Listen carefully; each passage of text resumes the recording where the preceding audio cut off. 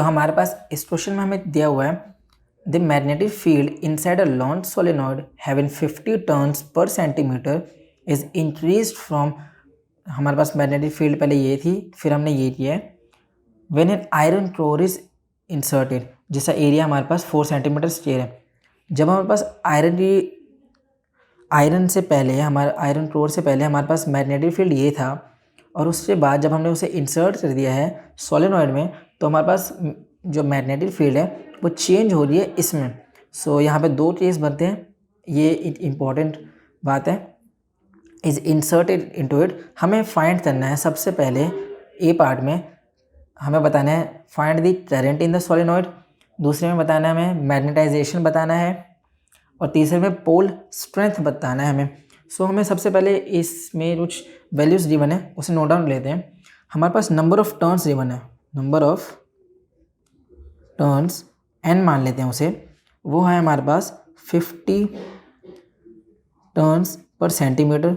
हम इसे SI unit में बदल लेते हैं तो हमारे पास आएगा 5000 टर्न्स पर मीटर। हमारे पास मैग्नेटिक फील्ड पहले ये थी, मान लेते हैं वो B1 है, वो 2.5 इंटू 10⁻³ टेस्ला, और ये जो दूसरी हमारे पास मैग्नेटिक फील्ड है मान लेते हैं वो B2 है, 2.5 टेस्ला। और हमारे पास एरिया दिया हुआ है आयरन कोर का, एरिया ऑफ आयरन, हमारे पास है 4 सेंटीमीटर स्क्वायर, मान लेते हैं हमारे पास ए दिया हुआ है ये। हमारे पास इसे SI यूनिट में बदल लेते हैं तो हमारे पास जो ए की वैल्यू होगी वो है 4 इंटू 10⁻⁻⁴ मीटर स्क्वायर। हमें पहले क्वेश्चन में बताना है find the current in the solenoid. Part 1, हमें पता है जो मैग्नेटिक फील्ड है हमारे पास वो होता है μ0H, और μ0H हमें ये जो करंट बताना है वो आयरन रॉड से पहले का करंट है, तो इसमें हमें जो B मैग्नेटिक फील्ड की वैल्यू होगी वो सेम होगी B1 के, जो है हमारे पास 2.5 इंटू 10⁻³ टेस्ला। हम इस बात को नोट डाउन कर लेते हैं। Since we have to find current in the solenoid also, we have to find current in the solenoid before iron core is inserted। जो हमारे पास B की वैल्यू होगी वो B1 को हो जाएगी, तो ये स्टेटमेंट इस जस्टिफाई कर देती है।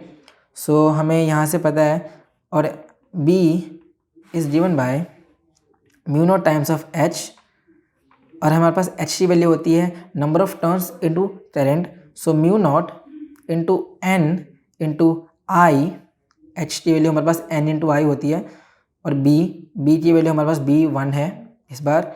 B1 की वैल्यू हमारे पास दिया हुआ है, हमें I फाइंड करना है, तो I यहाँ से आ जाएगा B1 ओवर μ0 N।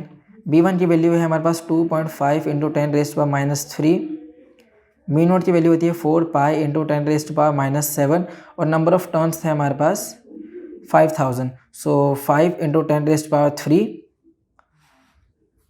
यहाँ से जो हमारे पास I की वैल्यू होगी वो है 0.3977 एम्पियर, अप्रॉक्सीमेटली ये 0.4 एम्पियर के बराबर है। जो हमारे पास I है वो है 0.4 एम्पियर।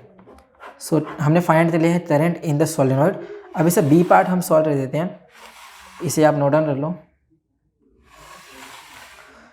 हमने B पार्ट में फाइंड करना है magnetization of the core. Magnetization हमारे पास I होता है। हमें पता है कि हमें मैग्नेटाइजेशन फाइंड करनी है आयरन रॉड की या फिर कोर की, हमें क्वेश्चन में वो दिया हुआ है। हम जानते हैं अब जो हमारे पास आयरन की जो कोर है वो इंसर्टेड है, तो जो इसीलिए सिंस, ये B पार्ट है हमारे पास, since now iron core is inserted, इसीलिए जो हमारे पास मैग्नेटिक फील्ड की वैल्यू होगी वो है B is given by mu naught और यहाँ पे हो जाएगा H प्लस आई, जहाँ पे आई वैल्यू है हमारे पास इन मैग्नेटाइजेशन। सो इस केस में जो हमारे पास B1 है वो B2 के बराबर हो जाएगा। सो B is given bye B2, ये स्टेटमेंट इसे जस्टिफाई कर देता है। सो B is given bye B2 over mu naught minus H, हमारे पास मैग्नेटाइजेशन आ जाएगा।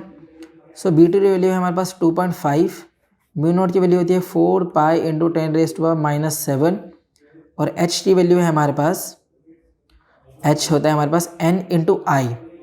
सो हमें बात पता है कि इसको हम सॉल्व करते हैं। पहले 2.5 4 pi into 10⁻⁷ minus number of turns, तो हमारे पास 5000 है ही। जो यहाँ पे आयरन कोर की वजह से इसमें करंट में कोई चेंज नहीं हो रहा। क्यों? क्योंकि मान लो ये हमारे पास सोलेनॉइड है और ये हमने इसमें रॉड डाली है यहाँ पे, या आयरन कोर, जिस वजह से जो इससे एंड पार्ट्स हैं, क्योंकि हमारी लेंथ बहुत बड़ी है इसमें सोलेनॉइड की, जो इससे एंड पार्ट्स हैं वो इसके मैग्नेटिक इंटेंसिटी के ऊपर कोई चेंज नहीं करते हैं, इसीलिए जो हमारे पास H की वैल्यू होती है वो सेम रहती है। इसका मतलब ये है कि जो हमारे पास I की वैल्यू है वो भी सेम होगी। सो I की वैल्यू है हमारे पास 0.4, तो हम इसे सॉल्व कर लेते हैं। सो हमारे पास आएगा 2.5 ओवर 4 पाई इंटू 10⁻⁷ 2000। अगर हम इसे सॉल्व करें तो हमारे पास वैल्यू आएगी 1984126.98 माइनस 2000। इसे हम सॉल्व करें तो हमारे पास वैल्यू आनी चाहिए 1982126.98।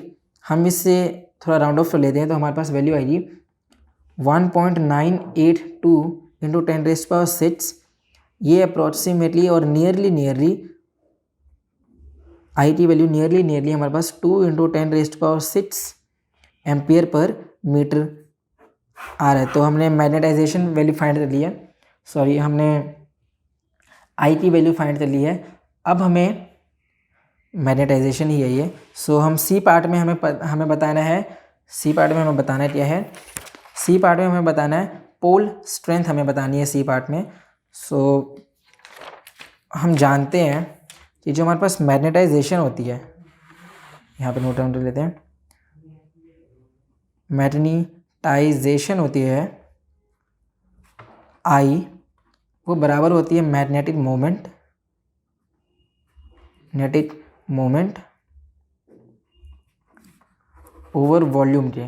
सो मैग्नेटिक मोमेंट आई, ये मैग्नेटिक मोमेंट होता है हमारे पास कैपिटल M और वॉल्यूम है हमारे पास V। और जो मैग्नेटिक मोमेंट होती है हमारे पास वो होता है pole strength into length over volume, तो हमारे पास पहले से है ही वॉल्यूम। सो आई की जो वैल्यू होगी, ठीक है, हमें पोल स्ट्रेंथ चाहिए तो मान लेते हैं पोल स्ट्रेंथ की वैल्यू हमारे पास M है, लेंथ मान लेते हैं हमारे पास L है, और वॉल्यूम, ठीक है, हमारे पास एरिया गिवन है। सो एरिया इंटू लेंथ, हमारे पास वॉल्यूम आ जाएगा, यहाँ से कैंसिल आउट हुआ। सो जो मैग्नेटाइजेशन की वैल्यू आई है वो पोल स्ट्रेंथ ओवर एरिया है, हमें पोल स्ट्रेंथ चाहिए। सो पोल स्ट्रेंथ बराबर है मैग्नेटाइजेशन इंटू एरिया। हमें मैग्नेटाइजेशन की वैल्यू पता है 2 इंटू 10⁻⁶, एरिया भी हमें पता है 4 इंटू 10⁻⁻⁴। सो जो हमारे पास मैग्नेटाइजेशन की फाइनल वैल्यू है वो दी हुई है हमारे पास 8, और इससे सॉल्व करेंगे तो 10⁻⁻² मतलब 800 एम्पियर मीटर। सो ये हमारे पास पोल स्ट्रेंथ की वैल्यू है,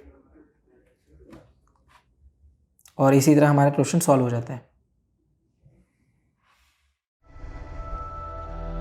इससे आसान सॉल्यूशन और कहीं नहीं।